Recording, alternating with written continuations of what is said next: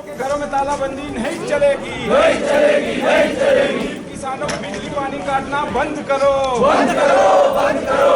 देश सरकार होश में आओ, होश में आओ, होश में आओ। देश सरकार होश में आओ, होश में आओ, होश में आओ। भूमि अधिग्रहण कानून लागू करो, लागू करो, लागू करो। भूमि अधिग्रहण कानून लागू करो, लागू करो, लागू करो। अधिग्रहित जमीन का 4 गुना मुआवजा देना होगा, देना होगा, देना होगा। अधिग्रहण की गई जमीन का 4 गुना मुआवजा देना होगा, देना होगा, देना। मेरा नाम जयशिव ठाकुर हूँ। मैं राज्य कमेटी सदस्य और सुमटी इकाई का सचिव हूँ। और आज हम जो पूरे हिमाचल प्रदेश में तहसील स्तर पर धरना प्रदर्शन कर रहे हैं, इसमें मुख्य मुद्दे हमारे जो है वो ज़मीन से जुड़े हुए जो मुद्दे हैं उसको लेकर के जो आज हम ज्ञापन दे रहे हैं राज्य सरकार को, और सरकार से मांग कर रहे हैं कि जो ज़मीन से संबंधित मसले हैं उस पर जो है किसानों के साथ बैठ करके जो है बातचीत की जाए और उस किसानों के हक में जो है नीतियाँ बनाई जाए। सबसे प्रमुख मुद्दा जो है, जो आज किसानों के साथ जो तालाबंदी की जा रही है, या जो थोड़ी बहुत ही ज़मीन कहीं किसानों ने अपने खेत के साथ वो की है, उसको जो है वो किया जा रहा है, लेकिन उसका जो है प्रॉपर तरीके से जो है डिमार्केशन नहीं की जा रही है।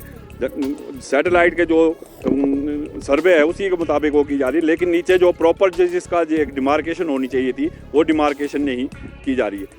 हालांकि जो वन अधिकार कानून है उसके तहत जो है ये बेदखली जो है बंद की जा सकती थी। सरकार अगर चाहे, सरकार की अगर इच्छा है तो बेदखली बंद की जा सकती थी। वन अधिकार कानून को जो 2006 का एक्ट है उसको भी हिमाचल प्रदेश में अभी तक लागू नहीं किया गया, जिसके तहत हर किसान को जो है ज़मीन मिल सकती थी। और हमारी मांग यही है, हालांकि 2016-17 में भी जो है किसानों के साथ इसी तरह की बेदखली की जा रही थी, लेकिन उस वक्त तत्कालीन जो वीरभद्र सरकार थी, जब किसानों का आंदोलन बहुत आगे बढ़ा, तीव्र रूप में बढ़ा, सेक्रेटेरिएट विधानसभा का घेराव किया, तो वहाँ पर एक संकल्प प्रस्ताव जो है पारित किया गया सरकार द्वारा, वीरभद्र सरकार द्वारा। लेकिन वो 2017 के बाद जब दूसरी सरकार आई तो वो संकल्प प्रस्ताव आगे नहीं बढ़ पाया। वह बहुत बड़ी विडंबना है, क्योंकि हिमाचल प्रदेश में जो ज़मीन है ये एक जीविका का एक साधन है।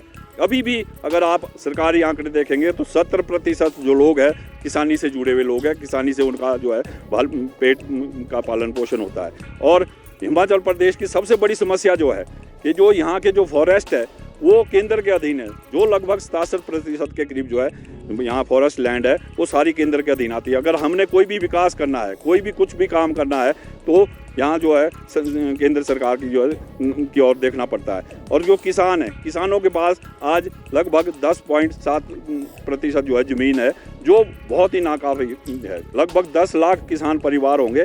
अगर एक अवलोकन किया जाए तो 2.5 से 5 बीघा के करीब जो है ज़मीन आती है। हमारी जो मांग है कि भाई किसानों को खेती होगी जो है 5 बीघा जो ज़मीन मिलनी चाहिए। 5 बीघा का मतलब है, और किसी ने 2.5 बीघा, किसी के पास 2.5 बीघा, अगर उसने 2.5 बीघा कैप्चर कर किया 5 बीघा के, तो उसको मिला करके जो है 5 बीघा उसकी ज़मीन पूरी की जाए। और साथ ही साथ जो 2013 का वन अधिग्रहण कानून जो लाया गया है वो बहुत ही मतलब उसको भी इम्प्लीमेंट नहीं किया गया है।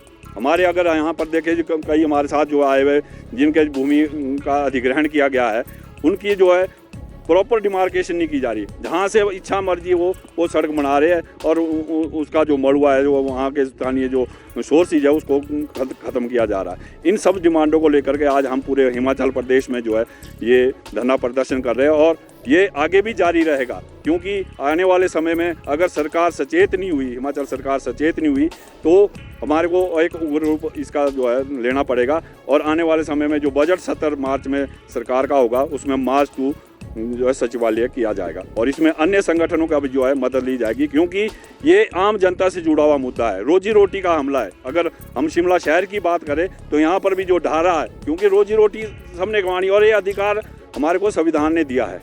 संवैधानिक तौर पर जीने का अधिकार सबको है, अपनी रोजी रोटी कमाने का अधिकार सबको है। अगर सरकार चाहे तो इसमें बहुत कुछ राहत मिल सकती है, पर सरकार की मंशा अभी नहीं लगती। लेकिन यही है कि भी आने वाले समय में एक और उग्र रूप इसमें जो है हमारे को आंदोलन का लेना पड़ेगा, और अगर नहीं हुआ तो मार्च 2 सचिवालय मार्च के महीने में किया जाएगा।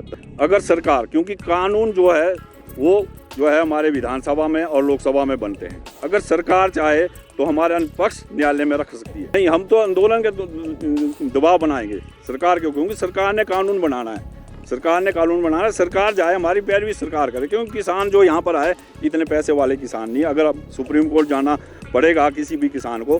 तो छोटा जो किसान है हमारे यहाँ पर, आपको पता है 1-2-2.5 बीघे में कितनी एक फसल होती है। ज़्यादा सब्जी उत्पादक है, कुछ एक चलो सेब उत्पादक है, लेकिन वहाँ पर एक ही पेशी का 2 से 2.5 लाख रुपए देता है। तो इतना बड़े किसान यहाँ पर नहीं है। इसलिए हम तो सरकार के ऊपर दबाव डालेंगे कि जो सरकार ने बड़े बड़े जो यहाँ पर हमारे एडवोकेट जनरल रखे हुए वो पक्ष रखे, और रखने को भी कुछ नहीं, सिर्फ एक लाइन है।